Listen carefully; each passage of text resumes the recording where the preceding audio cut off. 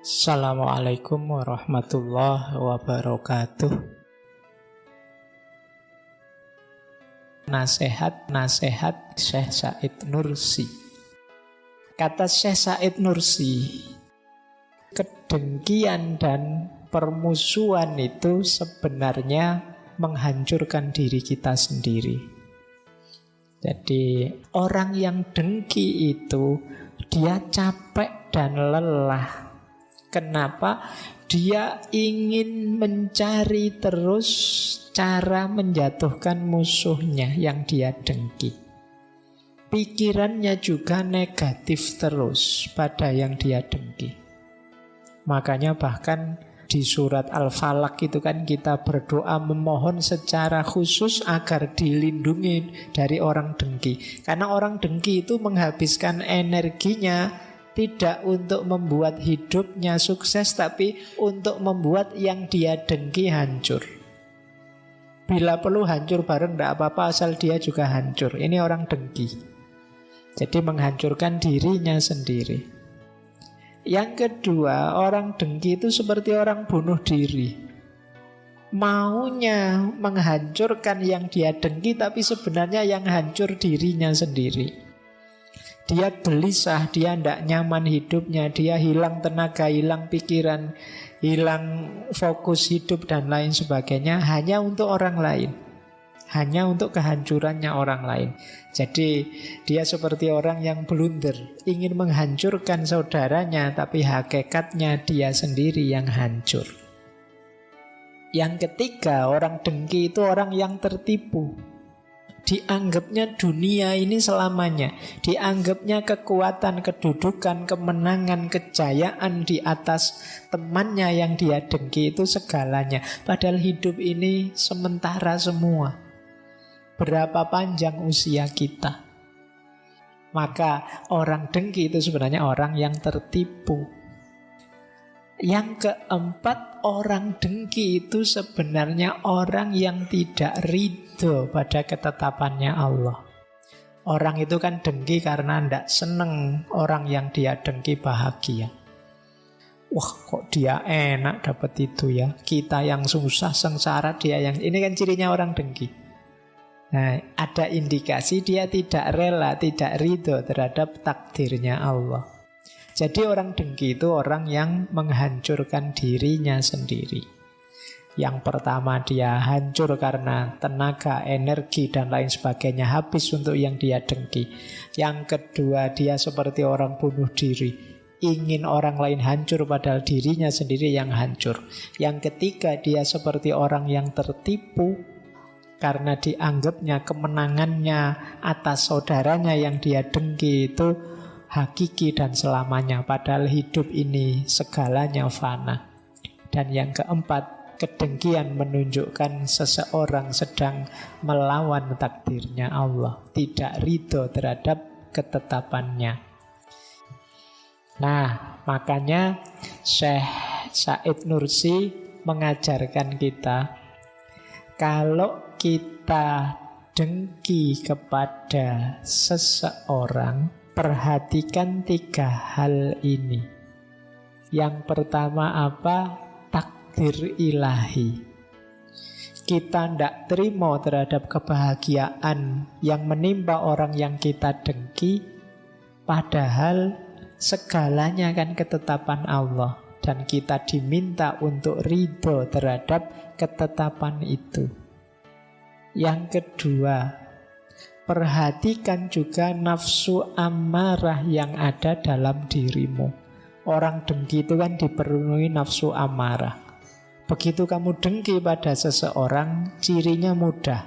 Kamu gelisah kalau lihat seseorang sukses, dan kamu senang kalau lihat seseorang jatuh. Berarti dalam hatimu ada kedengkian, berarti dalam hatimu ada amarah. Saatnya kamu keluarkan. Fokus pada yang kedua ini. Yang ketiga, engkau itu juga manusia yang penuh kekurangan, keterbatasan, kecerobohan. Daripada engkau sibuk mikir jatuhnya orang lain, bukankah lebih baik kalau engkau mikir memperbaiki dirimu sendiri? Jadi ini obatnya 3 penyakit dengki itu. Yang pertama, sadari hidup ini segalanya sudah diatur jalannya oleh Allah. Yang kedua, sadari untuk memadamkan, mengeluarkan nafsu amarah dalam dirimu. Yang ketiga, sadari akan lebih baik dalam hidupmu untuk memperbaiki diri daripada sibuk menjatuhkan orang lain. Nah, ini 3 obatnya rasa dengki. Kalau kita bisa melakukan 3 hal ini, sejelek apapun, seburuk apapun saudara kita, di mata kita tampak kecil dan remeh dibandingkan diri kita sendiri. Wong nasib kita sendiri juga tidak jelas. Jadi ini alasan mengapa kita jangan mendengki orang. Baik, lanjut. Kata Syekh Said Nursi, jika engkau menginginkan permusuhan, musuhilah rasa permusuhan yang ada dalam dirimu. Berjuanglah untuk memadamkan api permusuhan itu dan cabutlah hingga ke akar-akarnya. Berusahalah memusuhi musuh yang paling tangguh dan paling berbahaya, yaitu hawa nafsumu. Jadi ini nasihatnya Syekh Said Nursi. Begitu engkau merasa, aku kok benci sekali dengan dia ya, aku pingin memusuhi, menjatuhkan dia. Begitu kamu sadar, wah ya, aku sedang membenci orang, sedang memusuhi orang. Perang sekarang, tapi perangnya tidak ke sana. Perangnya melawan dirimu sendiri. Padamkan api yang ada dalam dirimu. Jadi begitu kamu sadar kamu sedang menghidupkan api permusuhan, api kebencian, segera nyatakan perang. Tapi tidak pada orang yang kamu benci, kamu musuhi, melainkan perang melawan dirimu sendiri. Kalau bahasanya Syekh Nursi, ya, perang melawan hawa nafsumu. Itu yang lebih besar dan lebih berat. Jadi seperti pernyataannya Rasulullah kan setelah perang Badar, beliau bilang kita kembali dari perang kecil menuju perang besar. Perang besar itu apa? Perang melawan hawa nafsu. Kenapa sih Pak kok tidak boleh permusuhan? Permusuhan itu pasti kezoliman. Kezoliman secara hakikat, kezoliman secara hikmah, kezoliman secara Al-Quran, kezoliman secara pribadi. Maka begitu kamu merasa sedang memusuhi sesuatu atau seseorang, deklarasikan perang melawan dirimu sendiri yang sedang melakukan kezaliman. Lanjut. Nah, pada kalimat mungkin ini agak berat tapi boleh dipelajari. Kata Syekh Said Nursi, jika engkau ingin mengalahkan musuhmu, balaslah perbuatan buruknya dengan kebaikan. Dengan itu api permusuhan bisa padam. Sebaliknya, jika engkau membalas keburukannya dengan keburukan yang serupa, permusuhan di antara kalian akan bertambah kuat. Seandainya secara lahiriah engkau berhasil mengalahkan musuhmu dengan perbuatan buruk yang serupa, hatinya akan dipenuhi kebencian terhadapmu sehingga permusuhan akan terus berlanjut. Sementara itu, membalasnya dengan kebaikan akan membuatnya menyesal dan bisa pula ia menjadi sahabat karibmu. Sebab pada dasarnya tabiat seorang mukmin itu mulia. Jika engkau memuliakannya, ia akan tunduk kepadamu dan menjadi saudaramu. Nah, ini balaslah keburukan dengan kebaikan. Dalam rangka apa? Menghentikan siklus keburukan. Balaslah permusuhan dengan persahabatan, pertemanan. Dalam rangka apa? Menghentikan siklus permusuhan. Kecuali kamu tahan musuhan terus. Makanya tadi saya bilang berat. Kita itu kan kalau kesenggol dikit aja panasnya luar biasa. Jangankan yang berat-berat, sekedar naik motor saja diselip tanpa aba-aba, tanpa rating, itu kan kita panasnya kurang ajar dasar, kan mesti ngono. Wong sekedar di lampu merah, begitu ejo kita di bel belakang kita saja kan kita mangkelnya luar biasa. Ndak sadar apa wong baru hijau saja sudah ngebel misalnya.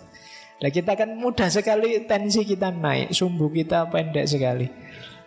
Jadi yuk latihan, bahkan diberi yang buruk kita balas yang baik. Manfaatnya jauh lebih banyak dan lebih besar.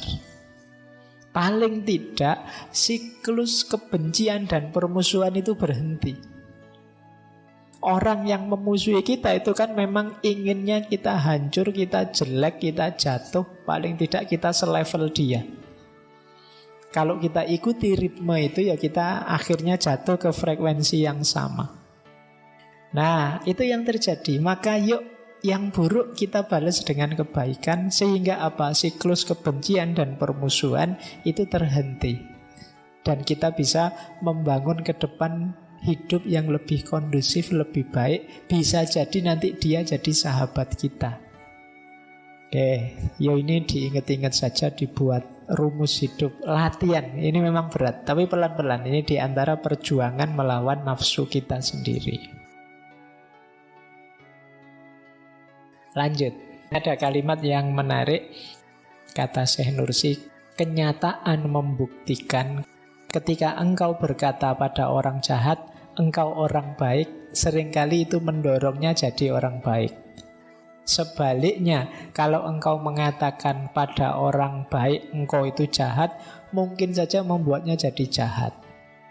Kalau kamu punya teman yang baik, tapi kamu curigai terus, kamu tuduh jelek terus dia, lama-lama mungkin dia jadi jelek beneran karena sebel sama kita. Sebaliknya, kalau ada orang jahat, orang jelek, itu kita perlakukan dia sebagai orang baik. Bila perlu kita sebut dia sebagai orang baik, mungkin dia terdorong jadi baik. Jadi orang jahat itu kadang-kadang kalau kita perlakukan dengan baik, itu dia pelan-pelan bisa berubah jadi baik. Sebaliknya orang baik, kalau kita perlakukan buruk, kita sebut dia sebagai orang buruk, jangan-jangan lama-lama jadi buruk. Sebutan-sebutan kita sedikit atau banyak akan berpengaruh.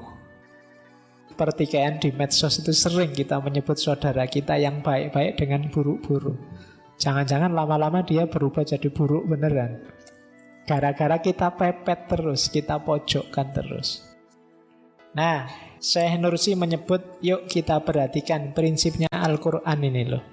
Yang pertama surat Al-Furqan ayat 72. Wa idza marru billahwi marru kirama. Jadi orang-orang yang ketika lewat di hadapan orang-orang yang tidak serius, senda gurau, abai, cuek, mereka tetap marru kirama, lewat dengan memberikan penghormatan, tetap menghargai dirinya sendiri dan menghargai temannya. Atau surat At-Taghabun ayat 14, wa in ta'fu wa tasfahu wa taghfiru fa innallaha ghafurur rahim. Kalau engkau mau mengampuni, menerima, memaafkan, sesungguhnya Allah itu Maha Pengampun dan juga Maha Penyayang. Jadi jangan buruk dibales buruk, jangan orang baik kita perlakukan buruk, bahkan kalau bisa orang buruk kita perlakukan dengan baik. Lanjut.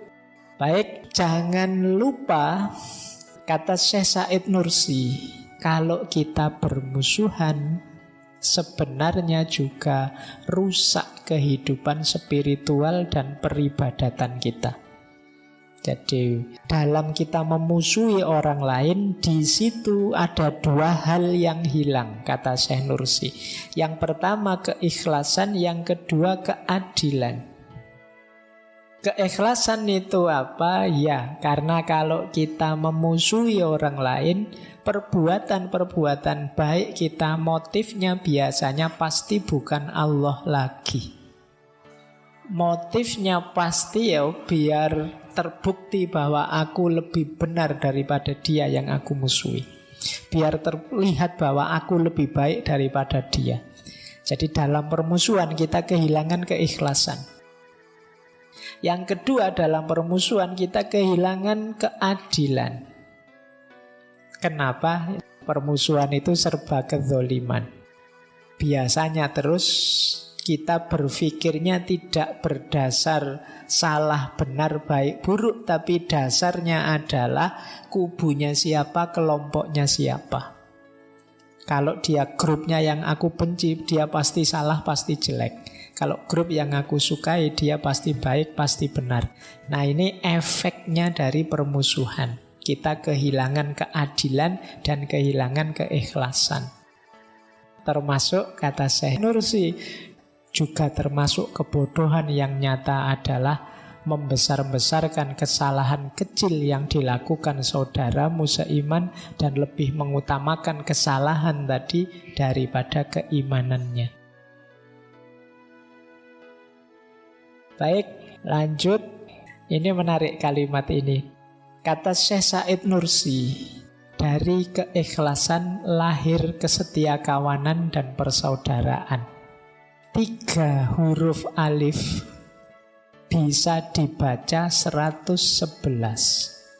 Padahal itu hakikatnya hanya angka 1, angka 1, angka 1.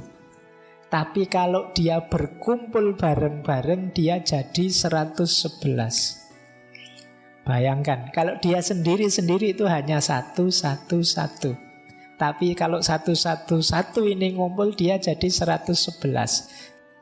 Kata Syekh Nursi, dengan keikhlasan dan kesetiakawanan, 3 orang bisa memberi manfaat kepada bangsanya senilai 111 orang. Dan sejarah banyak mencatat kasus di mana 10 orang dapat melakukan sesuatu seperti yang dilakukan 1000 orang lewat keikhlasan. Maka ini salah satu quotes yang menunjukkan pentingnya kita bersatu kompak bersama. Jumlah yang sedikit kalau kita bersama manfaatnya pasti jauh lebih besar. Ternyata 1, 1, dan 1 kalau ngumpul tidak 3 tapi 111. Kalau tidak percaya boleh ditulis 111. Tanyakan anak SD, ayo dibaca. Kalau dia bacanya 3, mesti disalahkan sama gurunya, bacanya 111. Jadi ternyata 3 orang yang bareng bisa memberikan manfaat pada 111 orang.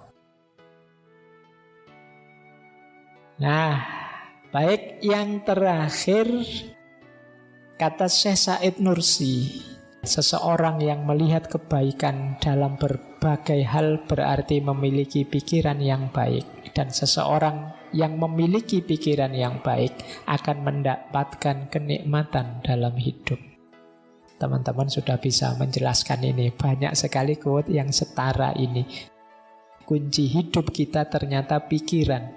Persahabatan atau permusuhan tadi akarnya juga pada pikiran kita. Kita melihat kesamaan kita dengan mereka atau perbedaan yang memisahkan kita dengan mereka. Kuncinya ternyata di pikiran. Mana yang dipilih pikiran, itu akan jadi kekuatan kita, bisa juga kelemahan yang menghancurkan kita. Terakhir, kalau engkau menginginkan musuh, nafsumu sudah cukup. Kalau engkau menginginkan nasihat, kematian sudah cukup. Baik, saya akhiri sekian. Kurang lebihnya mohon maaf. Wallahul muwafiq. Wallahu a'lamu bissawab. Wassalamualaikum warahmatullahi wabarakatuh.